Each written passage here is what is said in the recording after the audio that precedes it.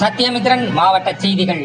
திருவண்ணாமலை மாவட்டம் கொட்டாம்பாளையம் வழியாக அன்னக்கிளி கொட்டா கிராமத்திற்கு செல்லும் இந்த சாலையின் அருகே புதிதாக அமைய உள்ள டாஸ்மாக் கடையை அகற்ற வலியுறுத்தி 500க்கும் மேற்பட்ட பொதுமக்கள் போராட்டத்தில் ஈடுபட்டனர். இச்சாலை வழியாக அரசு மருத்துவமனைக்கு செல்லும் பொதுமக்கள் மற்றும் அரசு அதிகாரிகள், பள்ளி பேருந்துகள், சிஷ்யா விஜய் வித்யாலயா, PVK மற்றும் SNS ஆகிய பள்ளிகளின் பேருந்துகள் இந்த சாலையில் தினசரி பயணிக்கின்றன.